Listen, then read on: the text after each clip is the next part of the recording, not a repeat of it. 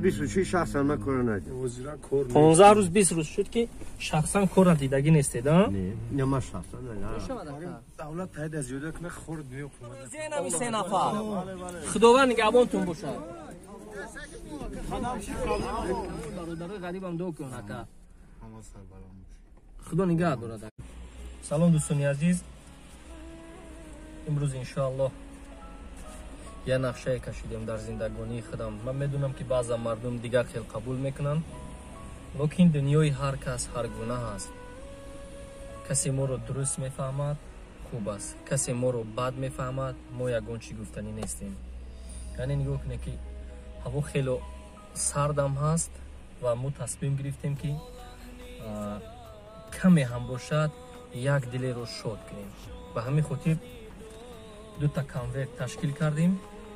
خب در داخل کانورت ها یک مقیاس مبلغی هست که اونقدر زیاد هم نیست، 200 سومونی، یعنی که در مجموع 400 سومونی رو در بر میگیرد. ما انشاءالله همین ها رو حالا نزد بازار پیشتره زلیان بازار میبیویم و 2 نفر رو به همین کانورت ها تعمیم میسازیم. 2 روز هم باشد 3 روز هم باشد، یعنی زندگیشون رو مبلغی کم هم باشد که پیش میبرند. خب باقی از رفت برنامه شما رو آگاه خواهیم کرد. خداوند نگهبان شما باشد.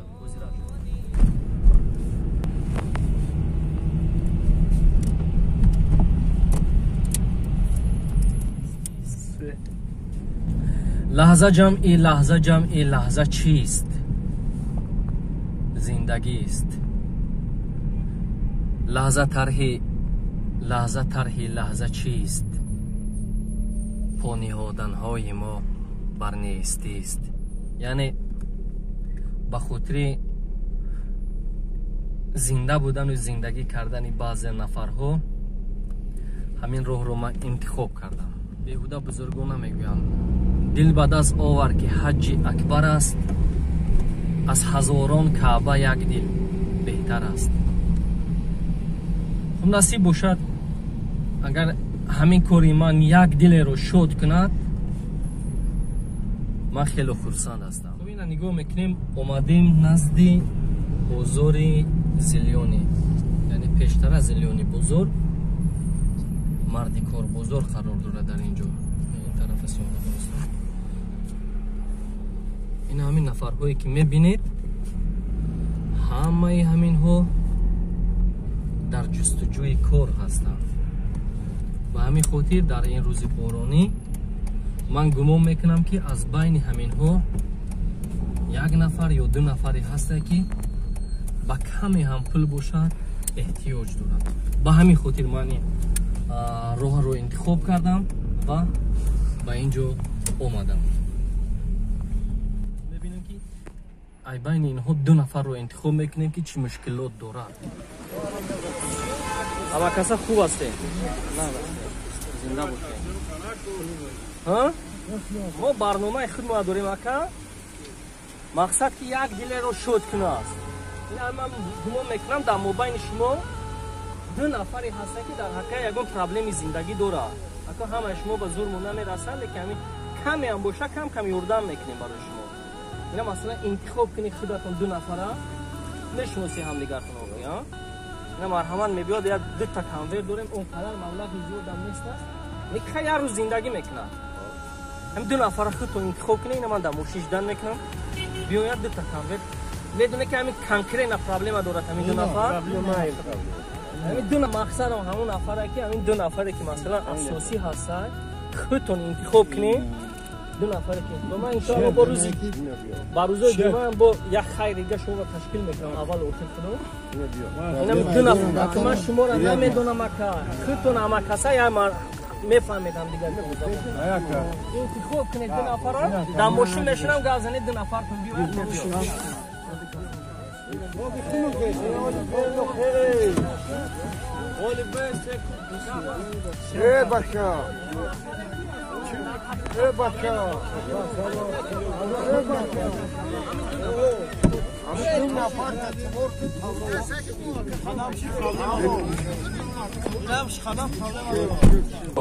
همه آدمای بیرون روزی دادن 2 نفر دا اگه دو روزی من قدیم پرابلم انا بدی انا یک شای ما میشه خدا این میگن یا بچه‌ها رو بپرس بگم اما کی پرابلم است مقصد دیگه فیلم هم که همین 2 نفر 2 نفر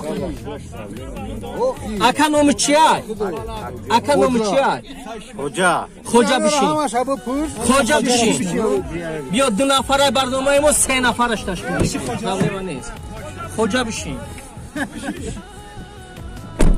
شما روزی نمی 3 نفر خداوند نگهبانتون باشه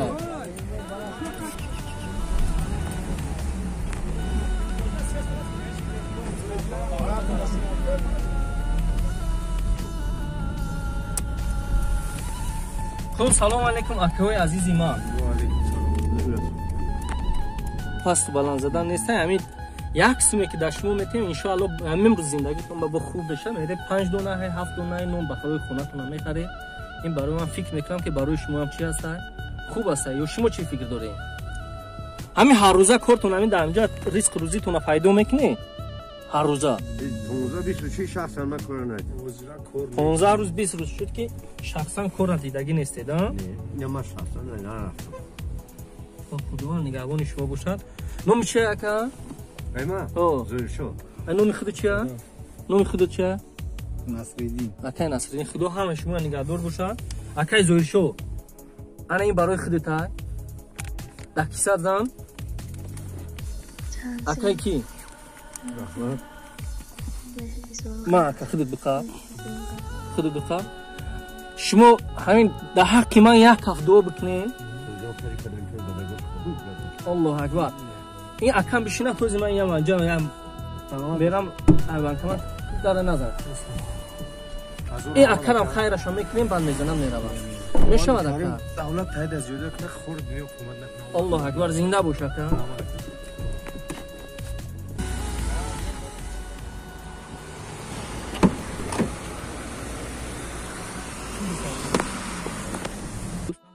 سال گفتین شو چند تا شد گفتین 20 سال دیگه من 20 سال کار میکنم خود زندگی چه خیلی اکا زندگی خیلی کم چخیل بود سایه چند گودک داری 3 تا چند روز شد که همینجی کار نیفتی اکا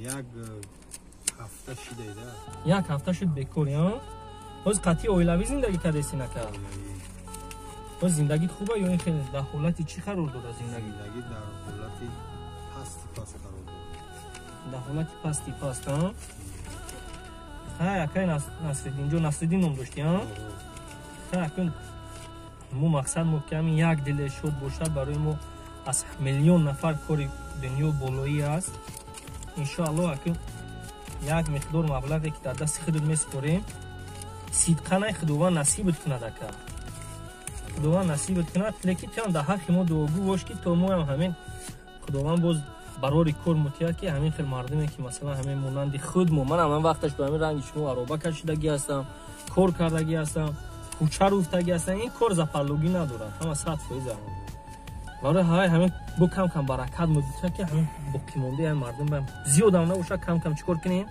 خیر کنیم دوستان عزیز ما در نقشه داشتیم که 2 دل رو شد میکنیم لیکن اکای عزیزم حسابی اون که سطح زندگانیم گفت که کم ترچی هست همه میدونم مردم هم دستگیری کردن در همونجا خب ما 3 نفر ایلوه کردیم همین مبلغ کم هم باشد که لیکن انشاءالله برای 1 روزه 2 روزه زندگی کردن همین برادر عزیزی ما چی هست بسنده هست اکای نصر جون این برای شما نصیب کنه سیکن کیسه‌تون بزنید زندگی پیش بره در حق ما دعا کنید با یگان نفرهایی که پیدا میشن برای شما کمک کردن با ان شاء الله من این رقم شما میگذارم یا یگان حالتی رو انجام میدیم که خودتون قطعی مستقلانه چی کنن برای خداوند نگهبان نداشته دکا قنات به خدا بنه کی بینیم در حق ما دعا کنه که در حق تمام برادرای غریب هم دعا کنه که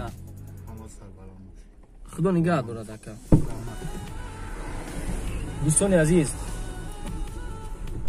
دوستان عزیز باور کنید این حالت خودتون مشاهده کرده که وقتی که من در نزد همین چی اومدم دیدم مردم نگاه کنید که تو چی اندازه جمع اومدن خب مقصد خودنشونتی نیست بعضا نفر شما تصور میکنه که همین حالت خودنشونتی هست بعضا چی هست لیکن والله قسم مقصد من که یک دل همین مردمی که هست шуд гардад, зеро ин зиндагии инҳоро тасаввур кардан беимтиёз аст. баъзан гапҳое ки онҳо гуфтанд ман дар ин ҷо аку гузоштан наметонам, лекин ба ҳар ҳолат ки шумо тасаввур кунед бениҳоят санг аст, бениҳоят сахт аст. ба ҳамин хотир ман хоҳиш кардам кулли ҳамин мардуме ки дар ҳамин ҷо қарор доранд ки ба хотири ҳамаи мо дуо кунанд ки то корҳои мо ба бурдборию пешсафӣ чӣ шавад, ато гардад аз тарафи худованд. ҳар кас чӣ хеле қабул мекунад ихтиёри ӯ ҳаст, лекин мақсади ман боз такрор мекунам ки худнишонтӣ нест. мақсади ман шод кардани як дил ҳастай. ҳамон ҷумлае ки дар ибтидо гуфтам дар интиҳоям такрораш мекунам. дил ба даст овар ки ҳаҷҷи акбар аст, аз ҳазорон каъба як дил беҳтар аст. худованд низ кулли шуморо дар паноҳаш нигаҳ дорад.